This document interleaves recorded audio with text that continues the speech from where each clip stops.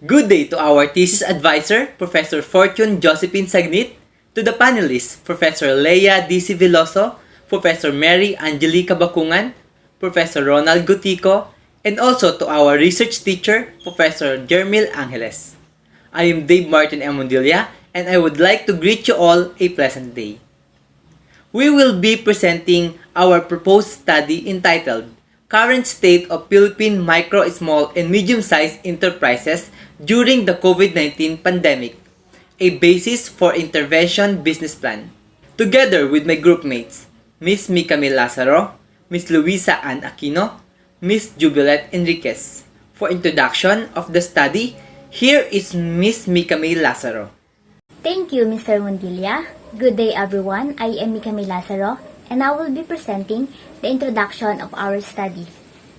Micro, small, and medium-sized enterprises play a vital role in the Philippine economy by fostering growth, employment, and income. This is according to the Department of Trade and Industry on 2019. In the Philippines, MSME is defined as any business activity or enterprise engaged in industry, agribusiness, or services that has an asset size of up to 100 million and an employment size with less than 200 employees.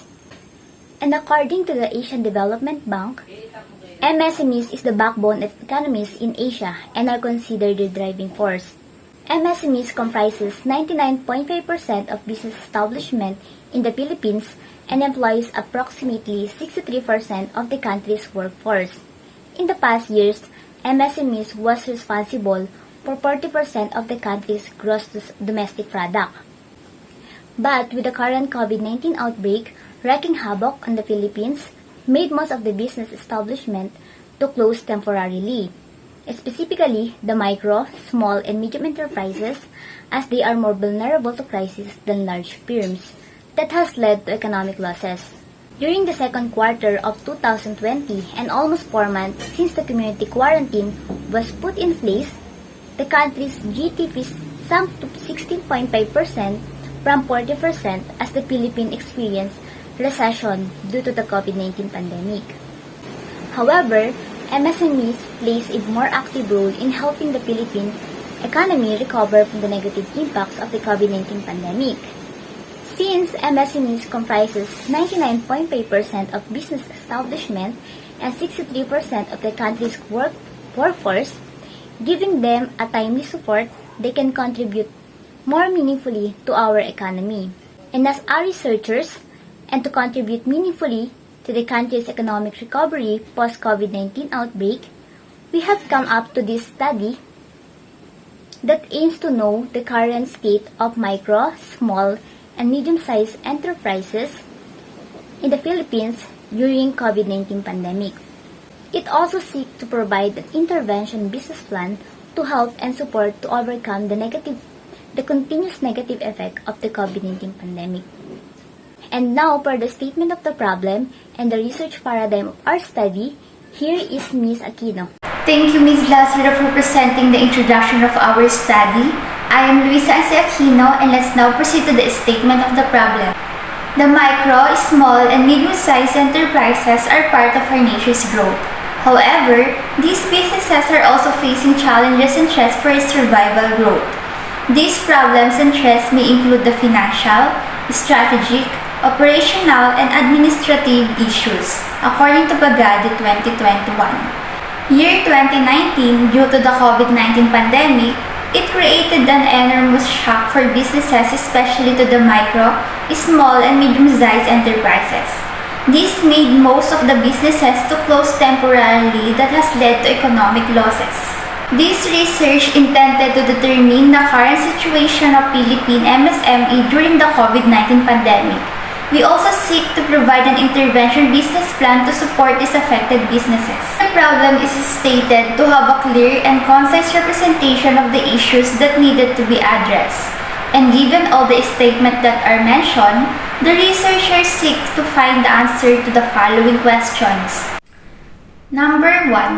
How MSME may describe in terms of location or region, number of establishment operating during the pandemic, status of limited operation, financial condition, and employment condition.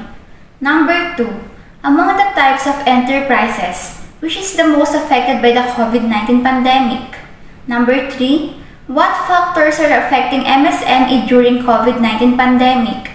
And the last question, what interventions may help and support these affected businesses?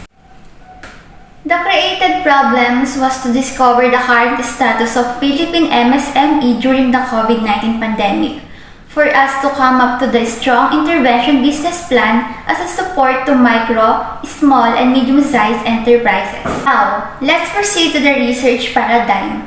A research paradigm consists of relevant variables of the study and maps out how they might relate to each other.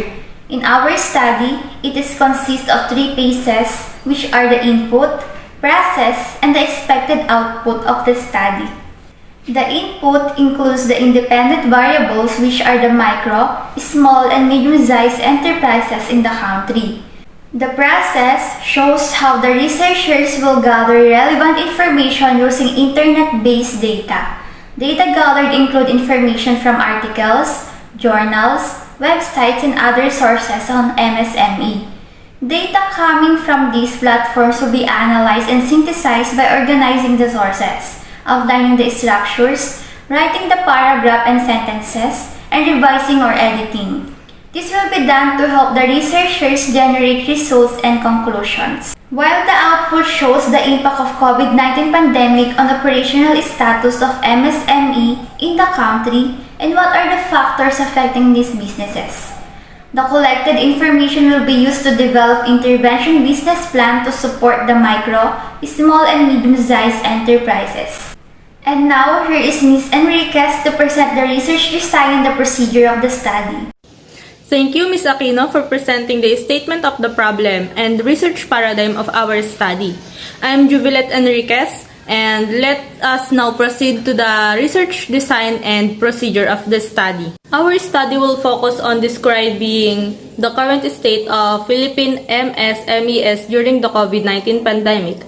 The researchers will use descriptive research design which accurately and systematically describe a population, situation, or phenomenon according to MacCombes 2019. The aim of descriptive research is to describe the problem and its solution.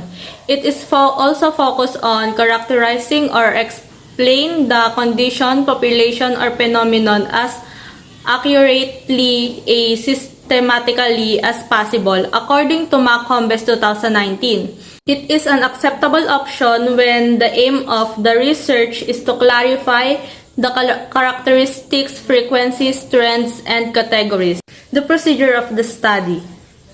To determine the current state of micro, small, and medium enterprises during the COVID-19 pandemic, the researchers will gather information through data mining from reliable resources, such as Philippine Statistics Authority and Department of Trade and Industry, and other reputable sources. The first step of this approach is to gather data from reputable websites, which include government websites, web published reports, and other information sources on micro, small, and medium enterprises during the pandemic. To ensure the validity of the information, the researchers thoroughly check the websites following the interpretation of data. It will be analyzed, and tables and graphical presentation will use in illustrate significant data to generate results, conclusion, and recommendations. And now, here is Mr. Mondilla to present the data collection procedure and statistical analysis of data. Thank you, Ms. Juvilet Enriquez. Good day, I'm Dave Martin M. Mondilla, and now let us proceed to data collection procedure. Web-based analysis will be used in this study, which requires an extensive data mining from reliable and reputable website. The step in this data is to gather raw data from libraries, website, web-published reports, articles, journals, and other sources on micro, small, and medium-sized enterprises. In ensuring of the validity of gathered information, The researchers truly check the website and ensure its reliability. The data gathered were treated in descriptive manner where the researchers summarize the characteristic of a dataset regarding the micro, small, and medium-sized enterprises. According to Ferguson 2014, data mining is a technique for gleaning meaningful patterns and evidence from a vast amount of data. Now, let's proceed to statistical analysis of data. The researchers will use secondary analysis as information will come from published articles and journals regarding the current state of micro, small, and medium-sized enterprises in the Philippines during pandemic. Gathered data will be treated in an inferential manner, organized and analyzed with frequency count and its respective percentage. The researchers will also use time series analysis on the most affected type of enterprises due to COVID-19 pandemic. Thank you for listening on our virtual presentation entitled Current State of Philippine Micro, Small, and Medium-Sized Enterprises During the COVID-19 Pandemic.